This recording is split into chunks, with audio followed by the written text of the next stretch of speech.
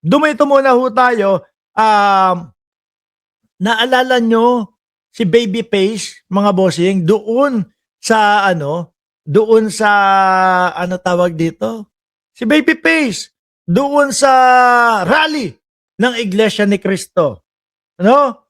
Yung konsehal doon na nakasalamin ng kulay puti, tapos naka Richard Mille na relos, mga kababayan, na ang sinasabi ay yung Richard Mille na relos naglalaro sa 10 milyon hanggang 15 milyones ho, mga kababayan.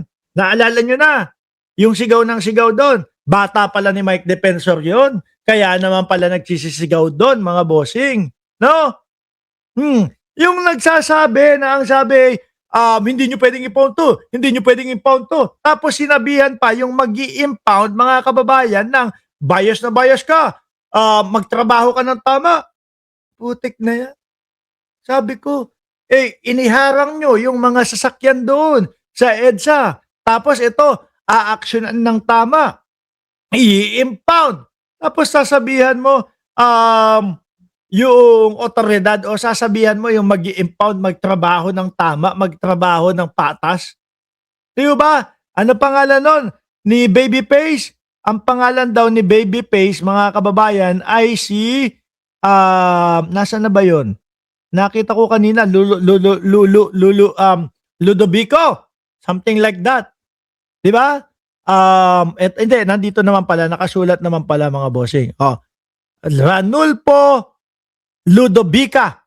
Yun pala yung pangalan, di ba? Ngayon, hindi nila kaya ang INC.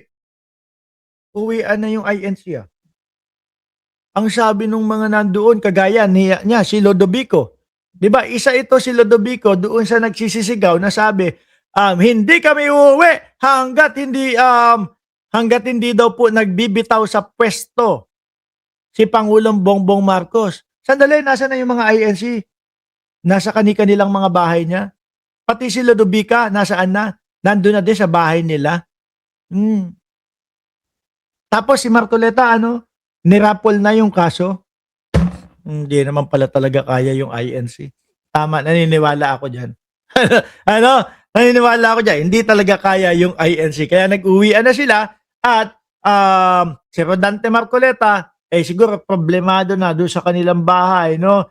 Kasi nga, 3 araw ka ba naman mag-rally kasama itong konsehal na ito, nagsisigaw-sigaw. Hindi kami uuwi hanggat hindi binabawi yung kaso ni Marcoleta. Tapos ang ending, kaso pa din. At ito, mukhang mauungkat, mga kababayan, yung issue noong 2017. Ano daw po ang issue, mga boss Chipamo, sir?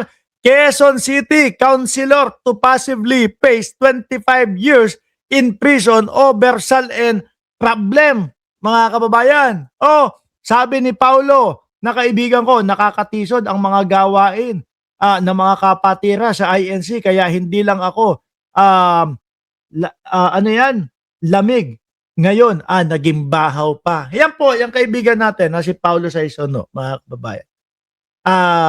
Dati pong INC yan no? Hindi ko lang alam kung hanggang ngayon ay INC.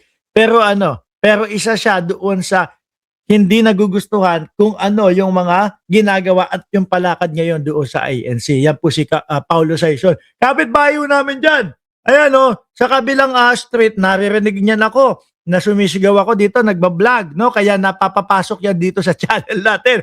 Ito daw po, Quezon City Councilor to possibly face 25 years in prison over the SALN problem. 2017 ito, ano na kaya nangyari dito?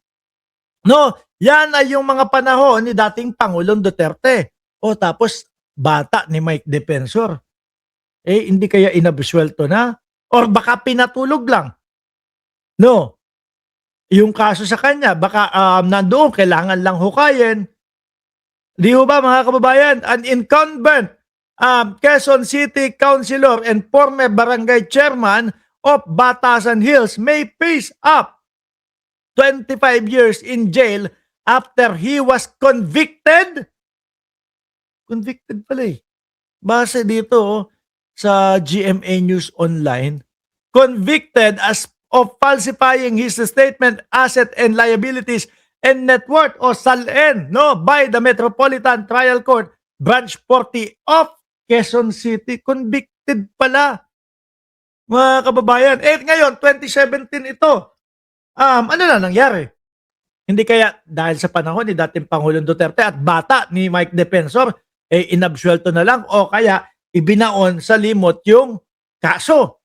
17. Kung nun yan, sinabi na convicted 18, 19, 20, 21, 22, 23, 24, 25. Putik na yan. Ano ba yung 2026. Siyam na taon pa lang. Bakit nasa laya na, nasa labas na? O nakapagpiyansa kung sakali o nagpapiyansa na lang? Di ba? Hindi ba nailagay, naipataw sa kanya yung 25 years, mga boss Chipamo, sir?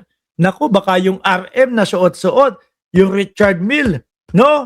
Na 10 hanggang 15 milyones, baka isa sa dahilan kung bakit finalsify yung statement of asset and liabilities and net worth niya. Ayan ang laki-laki sabi, convicted of falsifying his statement, asset, liabilities, and net worth. Si Chairman Ranulfo Ludovica, faces imprisonment of 4 months to 2 years for the falsification of public document and 5 years for each count, of 5 counts. Tama nga naman, 5 years kada count. Ilang count? 5, 25. Tapos ipapatong ba yung 2 taon? Hindi na siguro. Di ba? Violation of Section 8 of the Code Conduct Ethics Standard for Public Official. Para po naman doon sa mga hindi nakakakilala kung sino itong nung 2017 ay sinabi na convicted sa falsification of statement and liabilities, ito po yung video niya, mga kababayan. Gustong sumikat siguro. Kaya, bigyan natin ng tsansa para sumikat. Nasaan ba yun? Ito, Ayan, ito yung gagalit siya dun, sa EDSA. I-impound to, Diba? Hindi pwede i-impound to, si Boss Impound. AKA Babyface, mga kababayan. Sabi, nangyaka, Mark, saan mo naman hinugot yung tawag na Babyface? Babyface naman, mga kababayan. Panoorin para kasama siya doon sa nagrally, doon sa INC, at siya yung sumisigaw na hindi daw po pwedeng i-impound yung mga ihinambalang na mga sasakyan doon sa EDSA. Ayan po. Hindi pwede i-impound to, Hindi pwede i-impound to. Okay. Hindi pwede i-impound to. No, hindi na. Di ba? Hindi pwedeng i-impound to. Nakailang beses na ulit. Si Sir, hindi pwede i-impound to. Hindi pwede i-impound to. Hindi pwede i-impound to. Sabi ni Ma'am Chris Rose, Nyek, ang ngangit naman. So, ganda-ganda na nga ng pagpapakilala ko Sabi ko nga, babyface na Di ba? Tapos doon sa mga ibang vlogger, ang tawag nila, Tatay Rani. No, siguro, ayaw nilang tawagin na chairman o councilor Rani, baka maungkat yung kaso ng 2017, mga kababayan.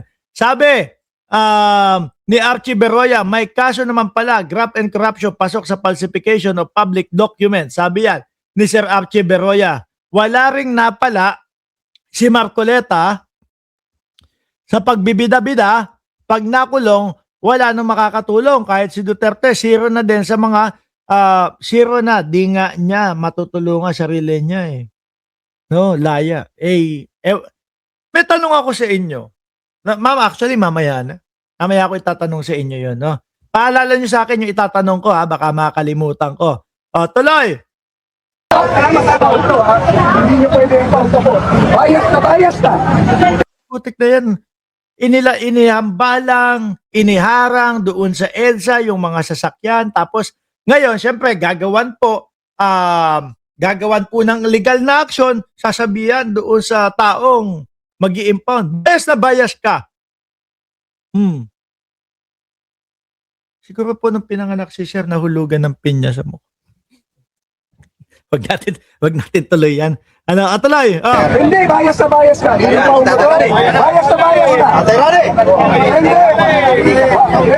bias ka. Evident po kami. Bias ka. Sabi ni Alex the Great, Jollibee, gustong i-boycott na rin ng mga DDS yung Jollibee kasi pinuntahan daw ito ni PBBM sa Canada. Sabi ni Ryan Geronimo, napanood mo ba yung rally doon sa Canada kay BBM? Nakakahiya, bongbong adik daw. Shame on you. Ay wala! Putek na yan. No? Ilang piraso lang yung nag-rally doon eh.